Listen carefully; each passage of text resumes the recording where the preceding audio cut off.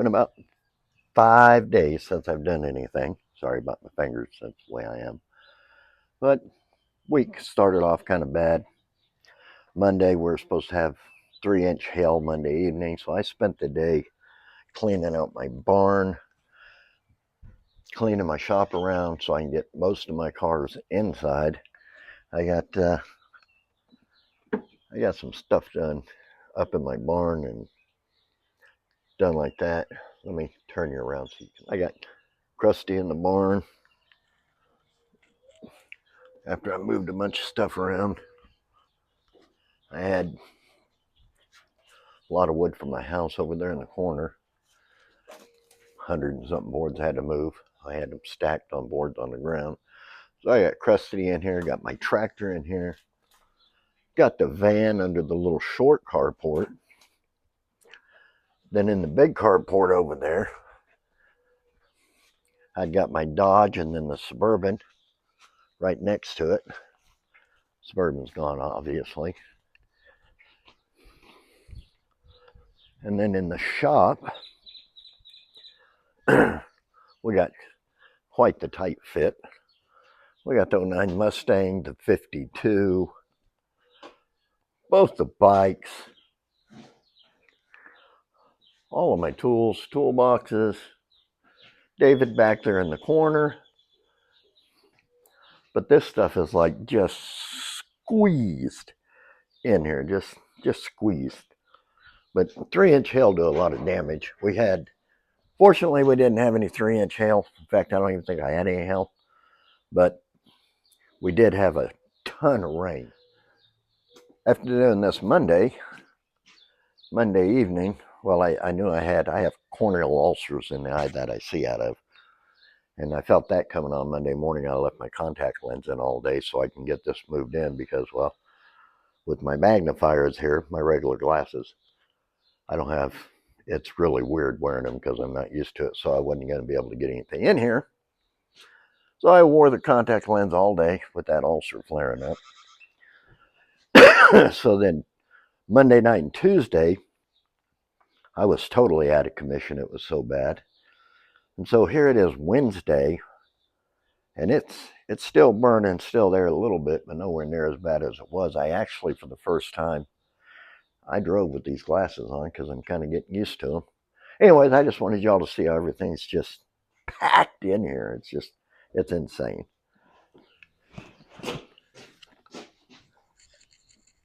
Hey, folks.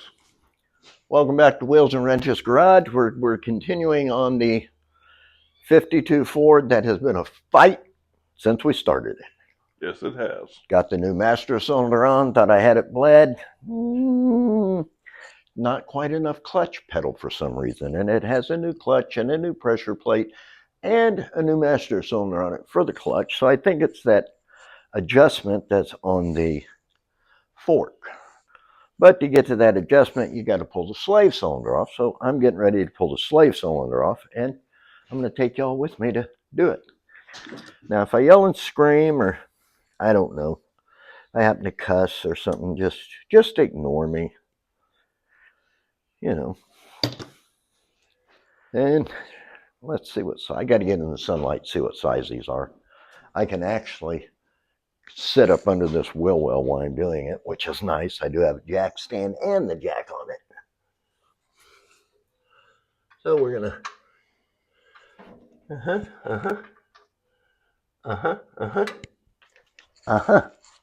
half-inch fits.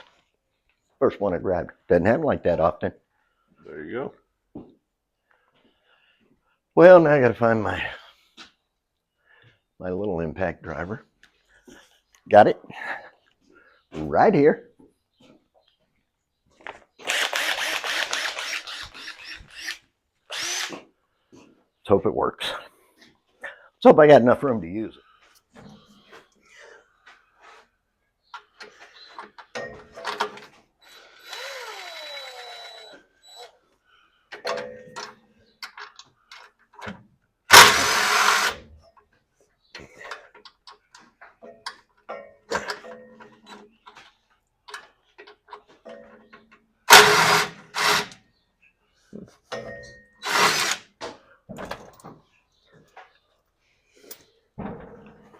there.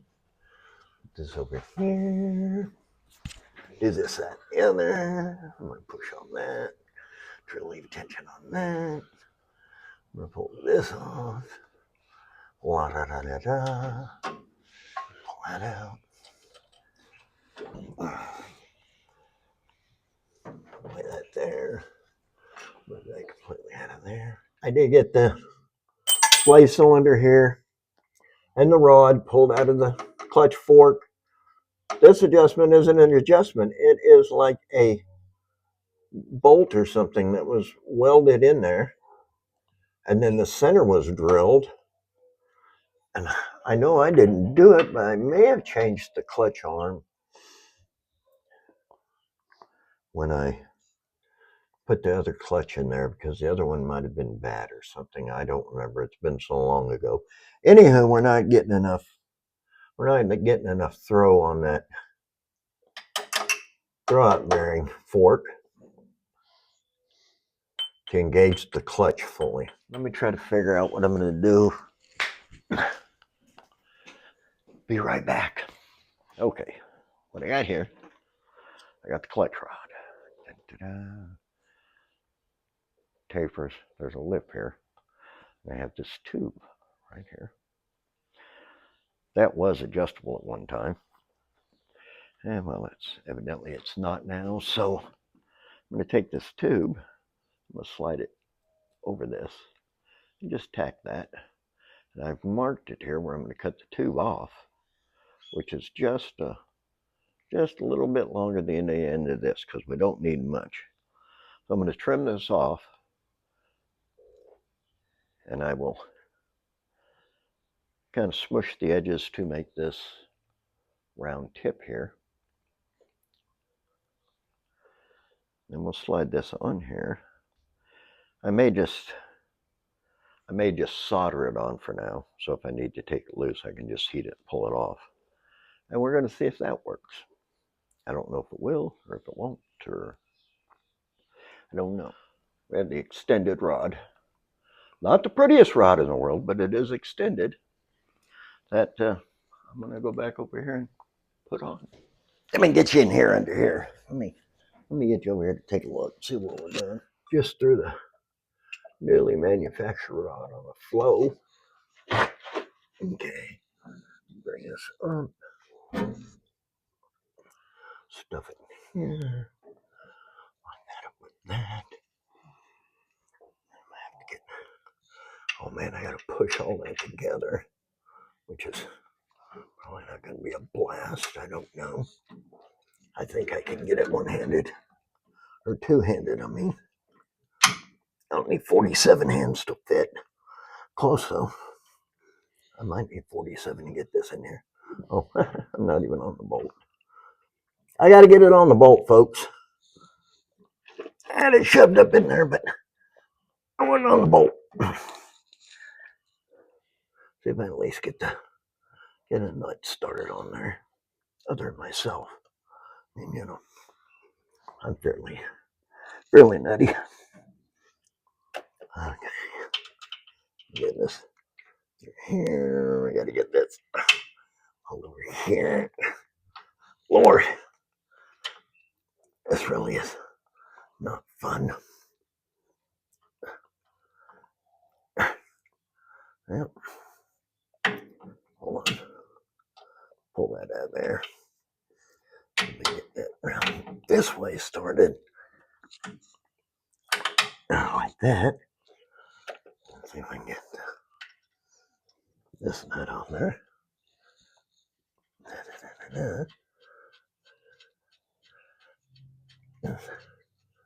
Thusly.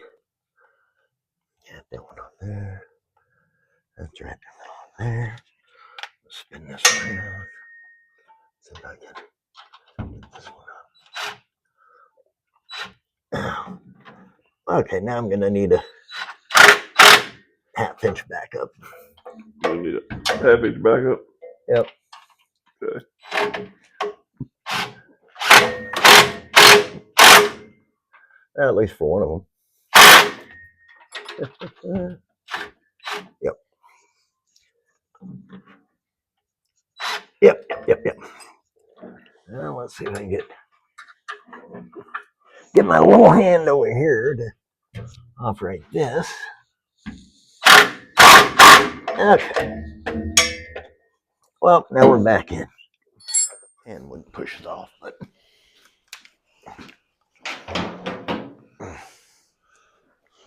oh, I gotta leave these on.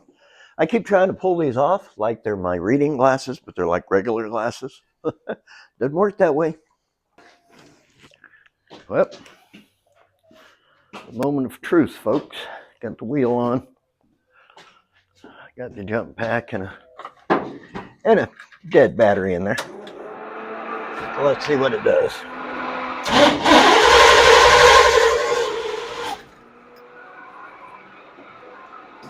Pump a dumpy a little.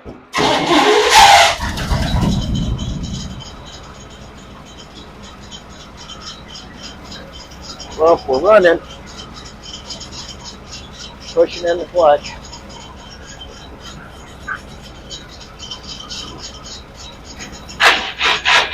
Guess what? Nope. Too long. Negative. Doesn't work. This truck has been nothing but a pain in my butt. It is fighting every step of the way. But that's okay, because I'll get it.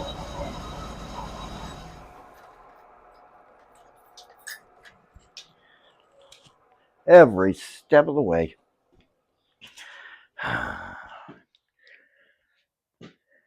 Okay. I have this thing jacked up for the 50 millionth, 437 trillionth time with clutch problems. Replaced the clutch and pressure plate drop bearing here a while back. Worked fine, and then the master cylinder for the clutch started leaking into the cab. So I replaced the master cylinder for the clutch. I bled it. Now it's like the fork just isn't getting enough throw for some reason. Not understanding the whole ordeal, but it's really starting to piss me off. Beep. Anywho, so what I'm going to do now is I'm going to have David push the clutch pedal, and I'm going to measure the amount of travel it has. We even lengthen the rod on the end of the slave cylinder. But anyways, I'm going to have David push the clutch pedal. I'm going to measure and see how much travel that fork has for the throwout bearing. And then I'm going to pull the slave cylinder back off for the 52 millionth time. I'm totally thrilled. And then I'm going to actually put the jaws of life in there, my porta power. And I'm going to push that fork and see if it goes any farther with those in there as it does with just the clutch pedal. And then if it does, I'm going to start the truck and see if it indeed goes into gear or not with it running. So that's the plan for today. I'm going to get my tape of measure wherever I laid it, probably over here on the floor. But anyways, that's what we're going to get done.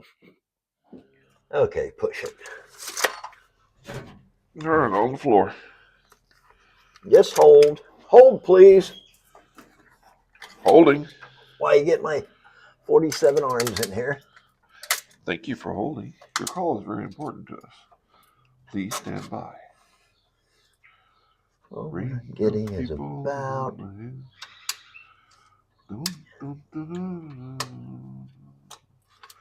Thank you. You're the 46. 2.5 inches of travel. Okay, let off.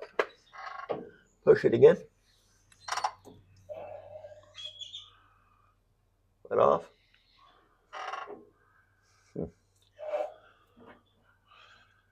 Pump it and then hold it. Do what? Pump it and then hold it. Okay, holding. I just want to see if that made a difference. Certain things here. And it does. No, it really hasn't. Okay. So keep 2.5 in mind. Okay. 2.5. 2.5. 2.5. Now I'm going to pull this slave cylinder off.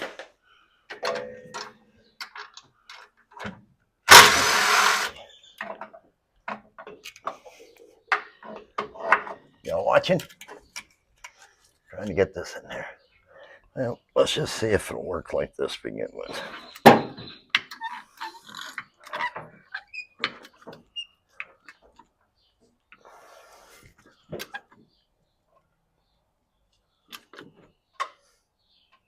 That's it. That's as far as that will go. And here. And it's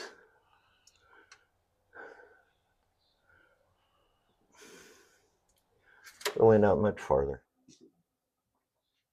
If you could just see the look on my face right now. Oh, really? I'm glad I can't.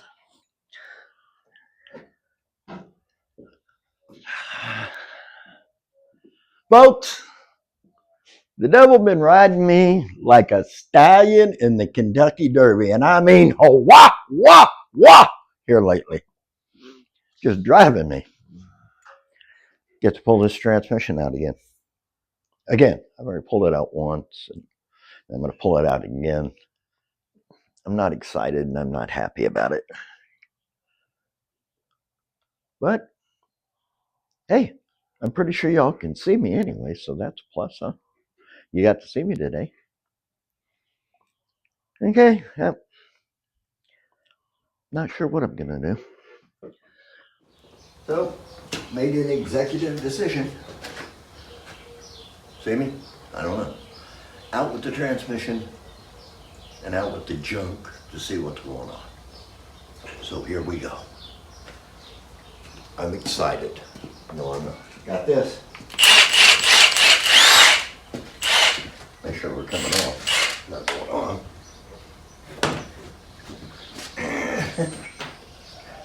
I like making a cake. 18 and a 16 to start off with.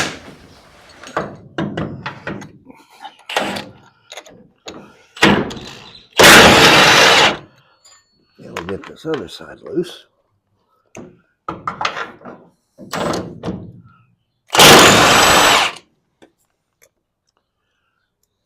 Now we're going to go over there to the other side. Let me see if I can get them out. Anybody want to go? You want to follow me? And right here. See me waving? Hey!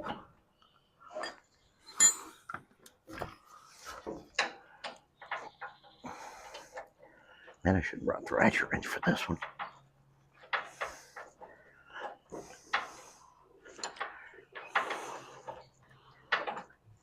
I remember where that other bolt is on the other side, why I had to change it. Oh, you did? Yep. Because the nut fell down in the frame. Got to be gently. Because you lose these down in the frame, there's no way to get them back out hardly.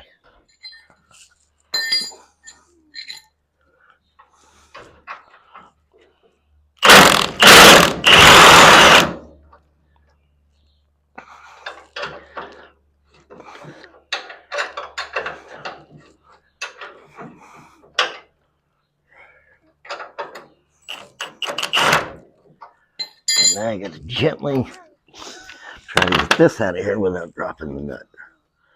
Success. Let's see if we can get this out of here.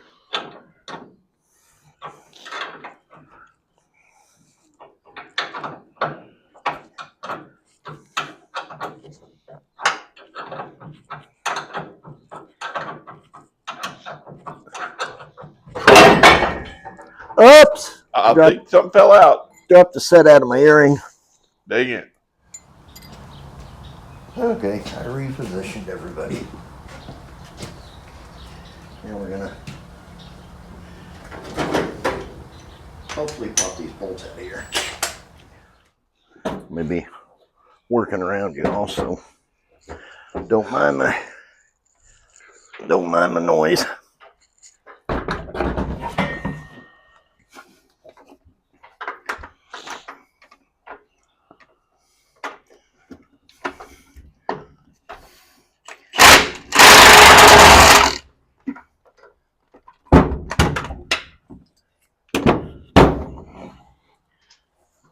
One. Put that one there. And come over here. Might have to bring the light in over here. Wait a minute. This one down here.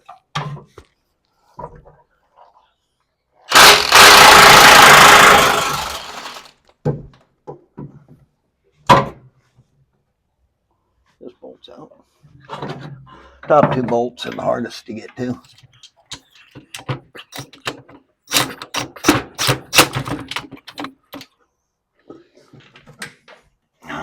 Making headway. All right.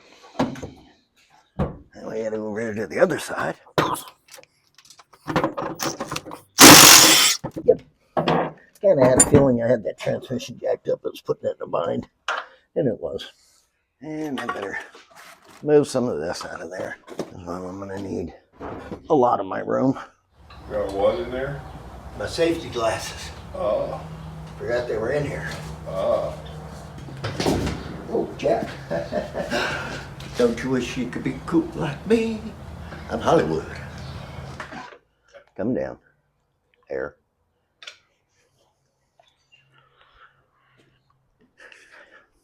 Well, you just need to tell me when you're ready for help.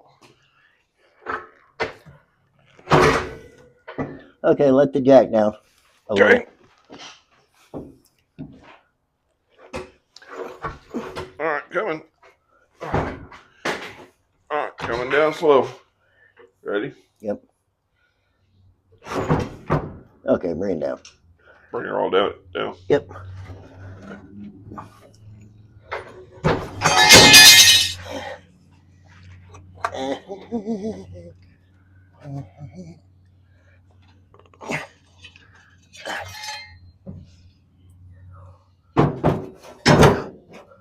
Rat!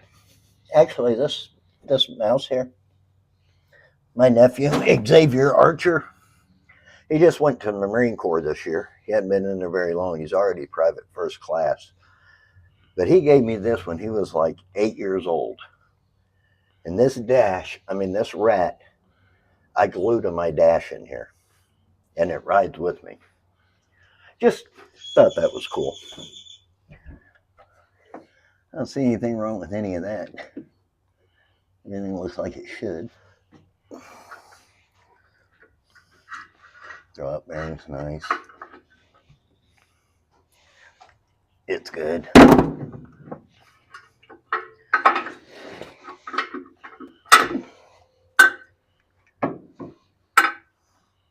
That looks fine. Pressure plate looks new because it was. Okay, let's see if I can get the bell housing bolts broke loose.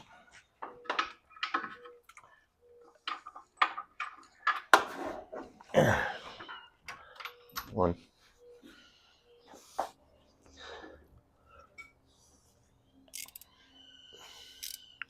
So I can get in here and get this other one loose. Well, I'd like to know who's the engineer that built this truck. Everything you gotta do one-handed. All right, Larry, I need you. This is a job for a one-armed person. Hope he's watching it. Me too. I had a friend of mine that he's going in on the 15th. He already had open heart surgery and bypass, and he has some more arteries that are starting to clog. So he's going in on the 15th, I think, to get some stents. And he's 80. So I would appreciate it if everybody out there would pray for him.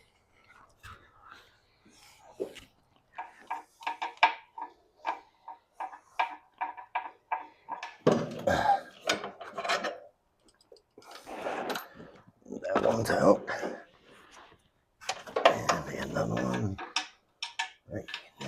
Yeah. I got two more. Let me get y'all in there so you can join me indoors.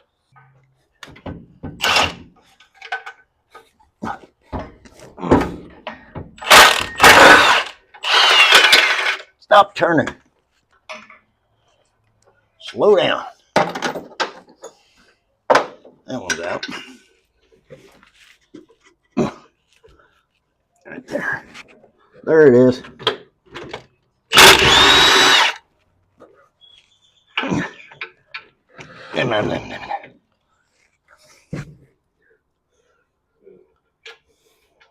My little finger in there. Throw that one on the ground. Look, I can just reach down and grab it though.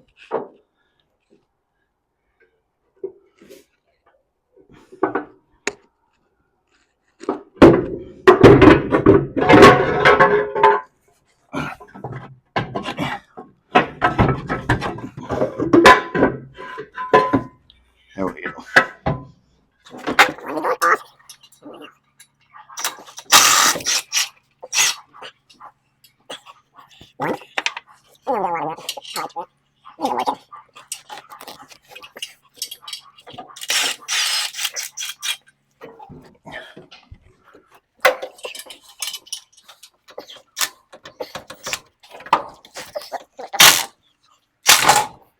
I just relieved the clutch out of it. Okay. So all you have to hold is the pressure plate. Okay. Okay.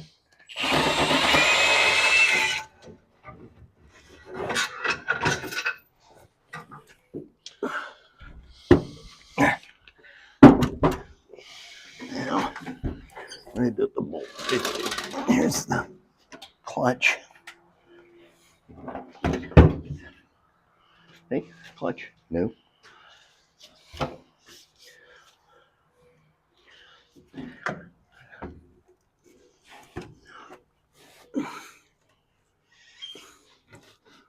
Ooh, that's not good.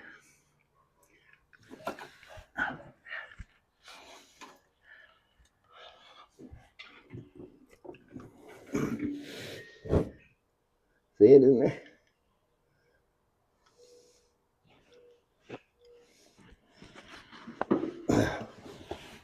Yep. I'll get that dug out of there. And we'll go from there. Here we are with the saga of no clutch. And I think what it was is put a pilot bearing in there with the needle bearings. Well, the cage come apart, the bearing itself come apart. I think it was binding on the end of that transmission shaft, so it was partially turning all the time, or most of the time. Anyways, I got the what was left of the bearing fished out of there. That took about 3 hours. And you look here, this is a newer model motor. It has a place for the sealed bearing to go in the back on the crank. So what I'm going to do is I'm going to put the flywheel back on there, put the pressure plate, the clutch on there, and just put a couple bolts in the bell housing because I have to do some measuring to make sure the shafts on the transmission is not going to put the splines up against the bearing when it's in there. We just want the end of the shaft of the transmission to go into the end of the sealed bearing. So we'll see what happens. It's a mathematical kind of day. I'm excited about climbing down in there and getting the flywheel on. No, I'm not. Not lying. Not excited at all.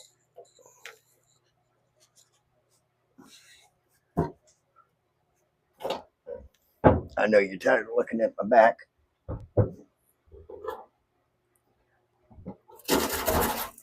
Hey.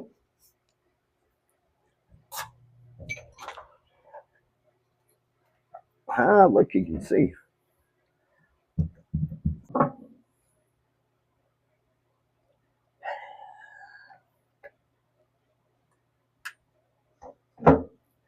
Okay, give me a minute.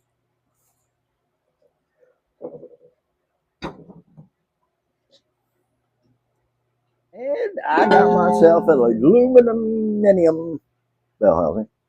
It's pretty heavy. I don't know. I'll try not to block everybody. See if I can get it on from up here. I don't know if I'm that talented. I'm pretty talented, though. You got to pat yourself on the back because nobody else will. That's just the way I feel.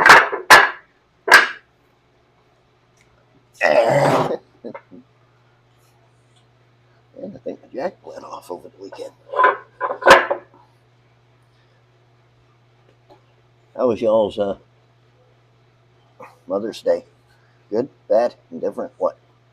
What are we talking about here? Now we're on there. Now let's get my straight edge. See what we got going on. And a measuring stick.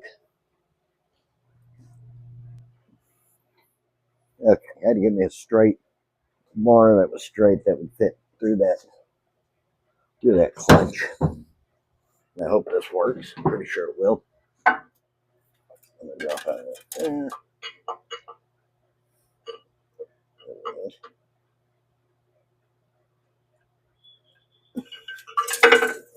That's there.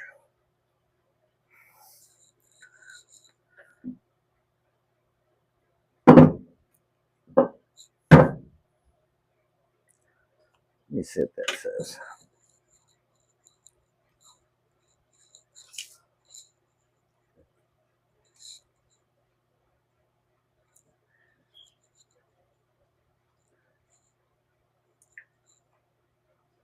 Just a go shoulder 5 7/8.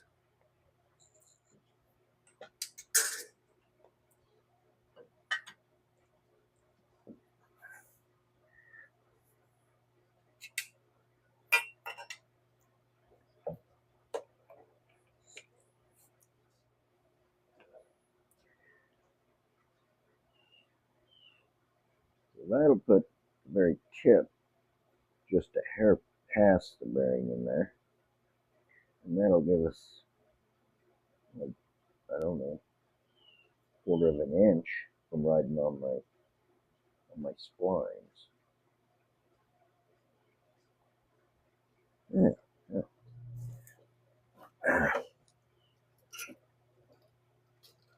Really get on that clutch there.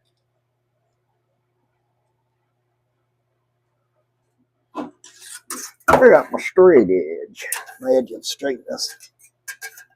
I hope everybody's on. I hope nobody ever gets to turn one of them on.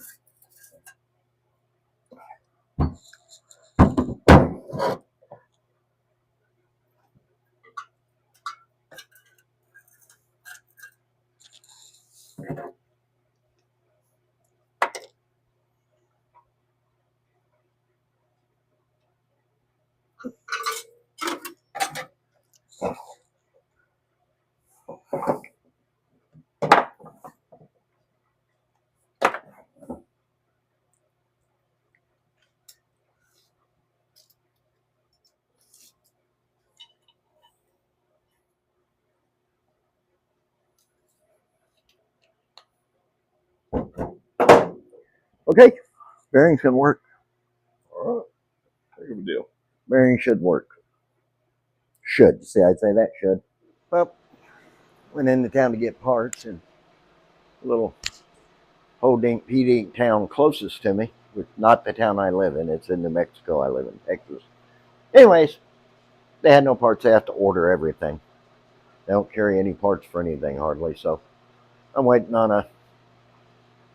I bought the pilot bearing and a pilot bushing just so I didn't have to go back into town. But of course, even the pilot bushing they had to order. So now I'm waiting for parts. So while I'm waiting for parts, I'll do some miscellaneous small crap to the truck, and then tomorrow I'll pick up parts in the morning, and we'll see if we can put this together and make it work.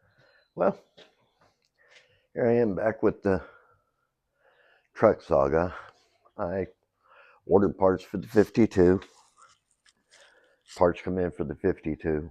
Wrong parts for the 52. Had to take them back. Had to see about reordering parts for the 52. So now I don't have parts for the 52, so I'm kind of stuck in one spot. But this has been like a total unbelievable mess. I mean, so here I am stuck with the 52 tore apart. I've had major problems with my other 4 cars that I have that are tagged and insured that were my drivers. Let me just flip you around and look. See, 52, transmission sitting on the floor. Now, I had it sitting in the truck. It's sitting here for 2.5 days, didn't leak a drop of oil. I come out one day and the gear oil in there is just everywhere running down the side of the truck. But that was just the tip of the iceberg. On that same day, well, before that happened, when I pulled the Mustang out, I was looking at the rear quarter panels and forgot about the mirror on the driver's side, so I ripped that off.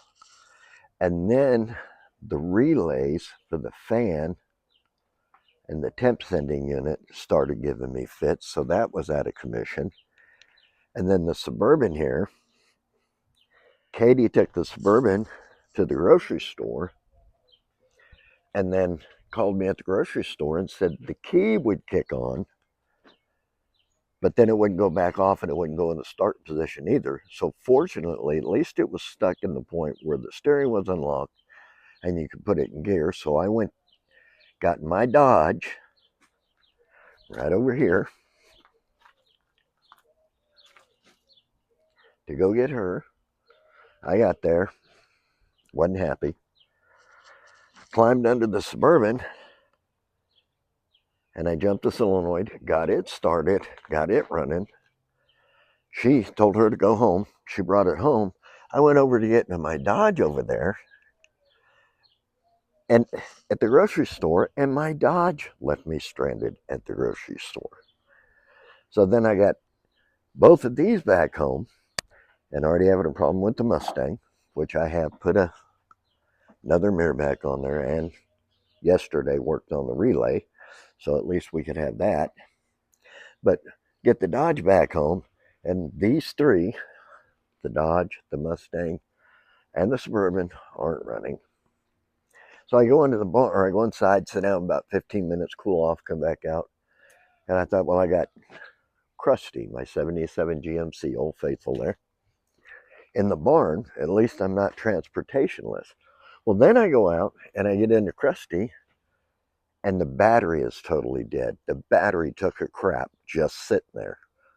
Unbelievable. So I took the new battery out of the Suburban and I put it in Krusty. So at least gave me Krusty to drive on my bike. So yesterday I worked on the Mustang. I put the mirror on it because I did that. Messed with it, figured out it was the relay for the fan. Got that going. So at least Katie had transportation. And haven't done anything to the Dodge, hadn't done anything to the Suburban. Having heck getting parts for the 52. But I just kind of want everybody to know where I was at on everything and the catastrophe that happened, which was unbelievable. Let's see, the 52, the Suburban, the Mustang, the Dodge, and Krusty, all at the same time, was not running. Within a 2-hour window, everything was not running. It's just crazy. So anyways, just a little update on the update. What I'm going to do is I'm going to get over there and get my stuff. I think I know what's wrong with the Dodge. It's well, let me get you turned around. What's wrong with the Dodge is the, you remember I put a cam position sensor in it without pulling the injection pump. That was a pretty good video. If you didn't see it, you might want to go back and watch that. That's pretty neat because they say you can't do that. But anyways, now it wouldn't start at the grocery store. Well, when I just got messing with the wires up on the crank position sensor, and it started, I noticed they had quite a bit of oil buildup and stuff on them. So I got started going down the road. The tack quit, lost power a little bit, but then it come back on when I hit a big bump. So I'm pretty sure I got a bad connection underneath on the crank position sensor. So today we're going to pull the starter off. I'm going to pull all them plugs loose. I'm going to clean everything up there. I've had a little bit of a timing cover leak for like 6 years, so it's taken that long to get oil on it. But I'm going to be fixing that in the near future. So anyways, that's what we're going to do today. Is I'm going to get the Dodge going, and then that'll be the end of this video until I get some parts on the 52, and hopefully I'll get it running and driving. It has done nothing but fight me the whole way. So hopefully the old 52 will straighten up, start drinking from the can and act right, because if not, it'll have to guzzle from the can and get going. Okay, here we are at the Dodge. I got to pull the starter off in here. Starter bolts are a 10 mil. Get this one loose, and then I'll get the very top one loose. And then I'm just going to lay it down on that pumpkin right here. When I get to that, plug in for that, the crank position sensor. Clean some of the wires up. Down it comes.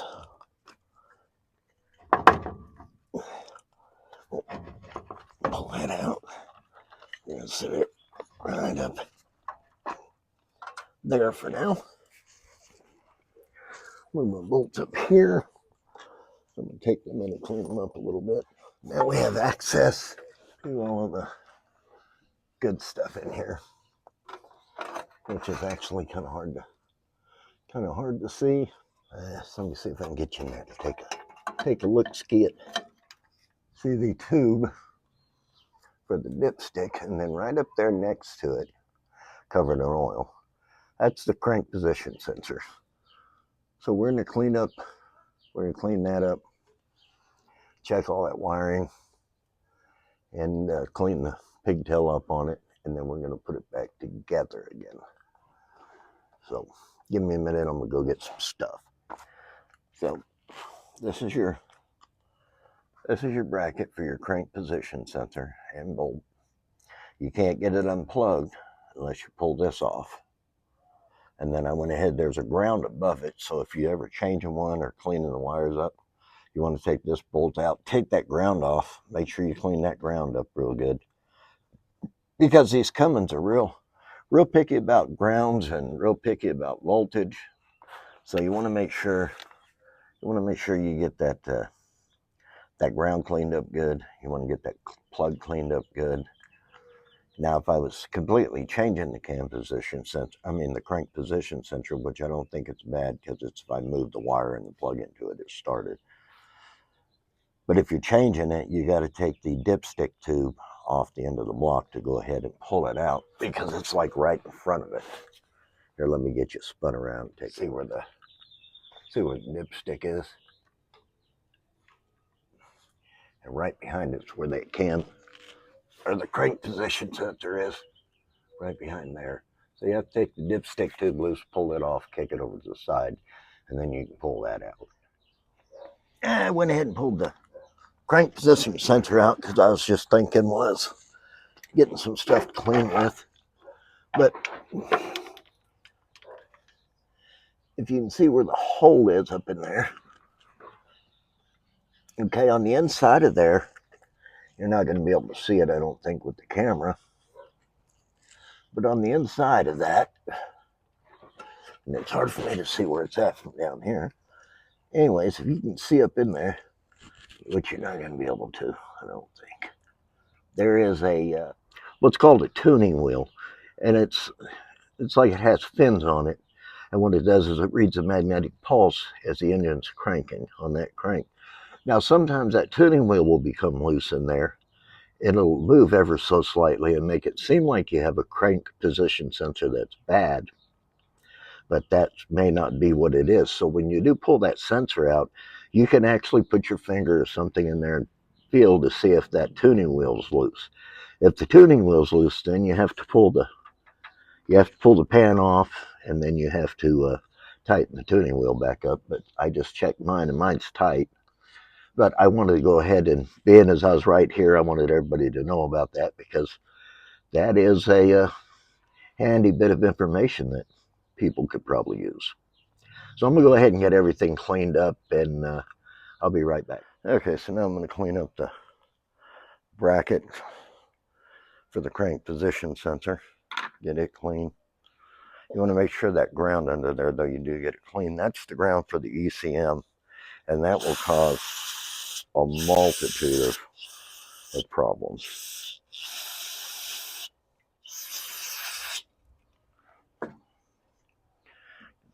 Finish getting this cleaned up. I did figure out on that on the crank position sensor, if you can get it to turn with the nose down or just flat down, you can get it out around that dipstick tube. You don't have to pull it loose. Of course, I figured that after I got that stupid clamp pulled up, which is, at least I didn't get it pulled off. But anyways, you can get it out that way. We got this pulled up, cleaned up. I got the stuff underneath pretty well cleaned up. And we're going to go ahead and clean the bolts and stuff up a little bit, get them clean. And actually, this Dodge I've had for quite a while, and I haven't done a lot to it other than just maintenance stuff like this right here, you know. And it's been actually a really good truck. I get 14 miles to a gallon pushing, pulling, towing my 10,000 pound camper, you know, up a mountain, 14 miles to a gallon. It really doesn't matter what I'm doing. I get 14 miles to a gallon, which is, I really like that. Let me go grab the crank position sensor out of the shop. I cleaned up. I was having it dry off good.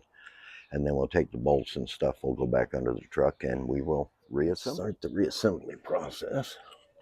What we're going to do is we're going to take our crank position sensor.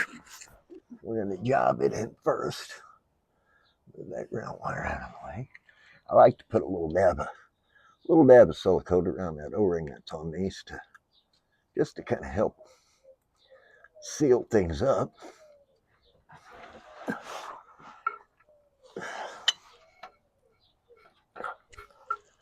Got that in there. Turn it where it goes. Got our plug in here. There we go. Okay, got that in there. Move that out of the way. We'll take our short bolt, which is the ground wire bolt. We're trying to hold the light and do this at the same time. So I'm going to take the ground wire now, put it back up here where it goes.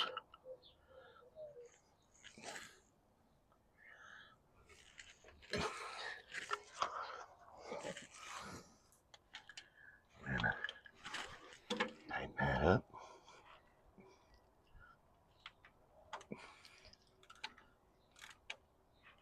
Let me get the other pliers that I can get that clamp with, and I'm going to get the bracket for the crank position sensor. Sorry about the hand. I got these pliers here, which are actually made for those types of clamps. They go in here. I can see they've actually kind of got like slots on the end that's supposed to grab those and hold them while you scoot it down where it goes like that. Well, that made it easier. Okay, the cam position sensor bracket right here. Well, that in there like that and like that.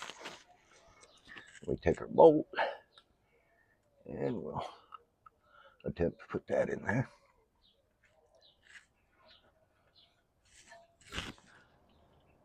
This up here.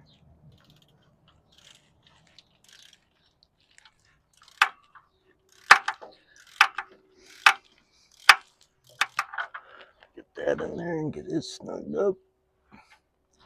Good and tight. Make sure we're good and tight there.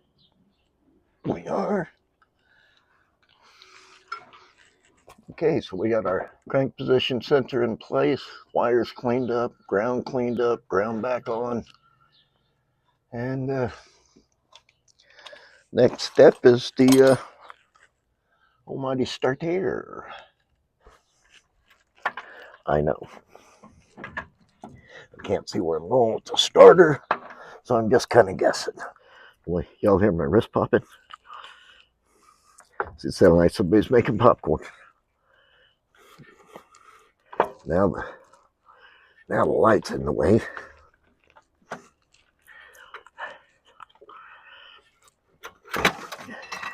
Tighten that up. Getting tight. Because they weren't tight. And we get this one getting tight.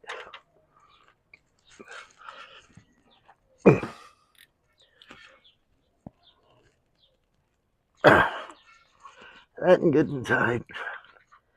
And then this will be the last one. Yeah, it probably was a good thing I had to do this anyway because the starter bolts were loose. Okay, so we got the ground hooked up, crank position sensor cleaned up, put back in, plug it's cleaned up, ground cleaned up, bolts back in.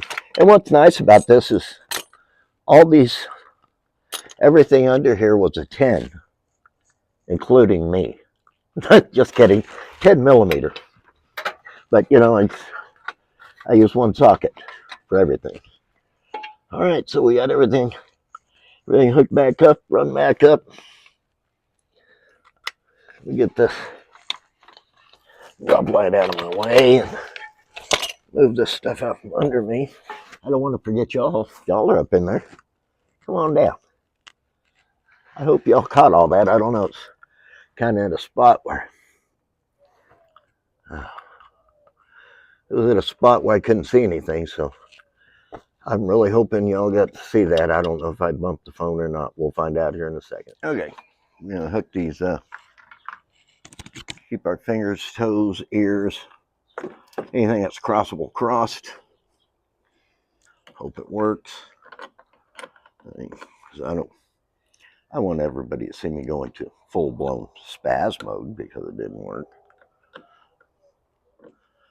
I think I left the key in the truck in the ignition or in the floor. No, it's in the thing. So we're gonna jump in the truck. I'm gonna spin y'all around. We're gonna see if it starts. Let's hope it does. I've been having very good luck here lately. Okay, here we are. Let's see what happens. Make sure I ain't in gear. Oh, here's the pump kick. Here we go.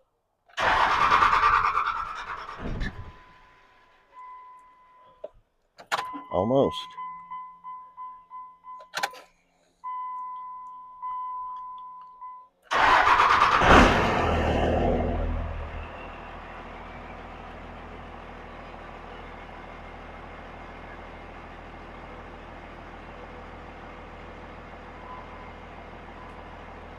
Well, now my fuel gauge isn't working.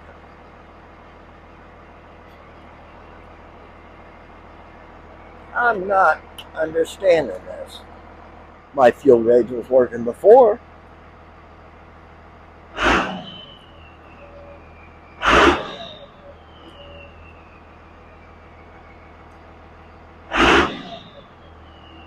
And now it's not working.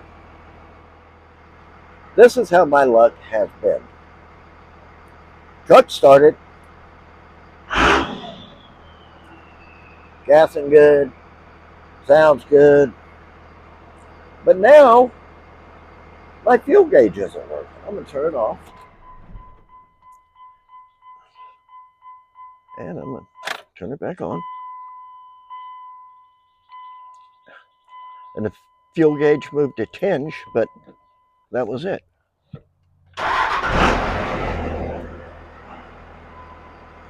And there's a fuel gauge again.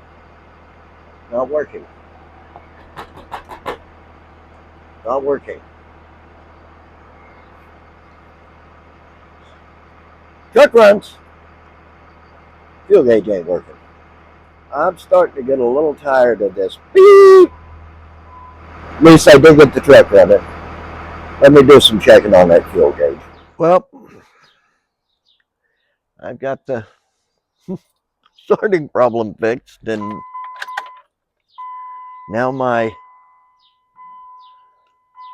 fuel gauge isn't working. Starts.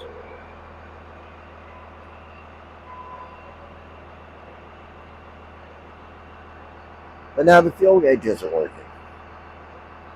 Anyways, at least I got it to where it's usable. I'm going to have to do some investigating on that fuel gauge. Well, been a rough past several weeks.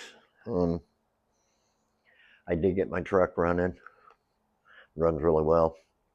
And the whole fuel gauge thing, I did and noticed it was moving a little, but it wasn't going up. I had a quarter of a tank of fuel in there, so I checked grounds and stuff, and I couldn't find anything wrong.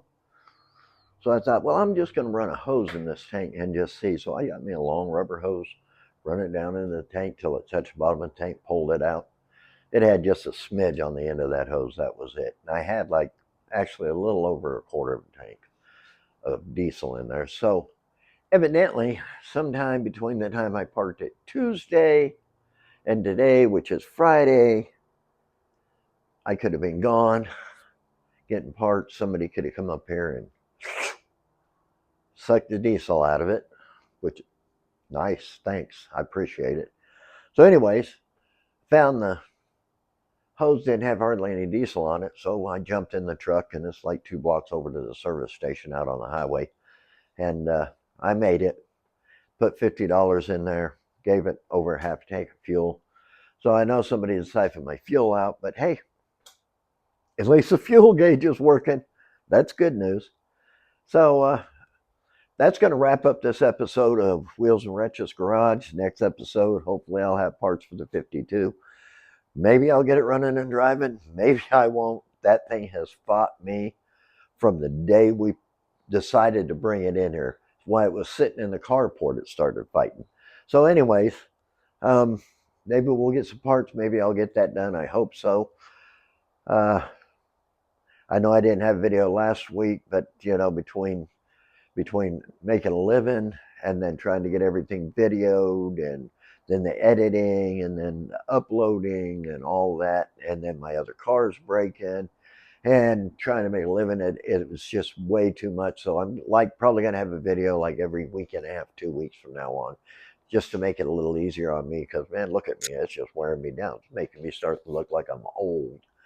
Anyways, if you like the video, if you would, subscribe, like, comment, share with your friends. Tell your friends about Wheels and Wrenches Garage. Um, I'm trying to get as many subscribers to the channel as we can.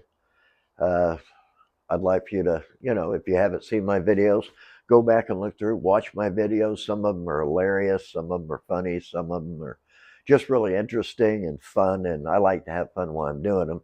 So if you would, go back and watch the videos. Um, that's that's really about all I can say. Is I appreciate everybody that has subscribed, everybody that does watch the whole video, everybody that comments. I wish more people would comment because I like that interaction with everybody. And you know, even if you go back and look at my old videos, watch them, and you comment on them, I will comment back. I will interact with you. So, like I said, this will do it for this video of Wheels and Wrenches Garage. If you enjoyed it, subscribe, like, comment, share, hit the notification button so you don't miss anything fun. And hopefully, I'll see you on the next one.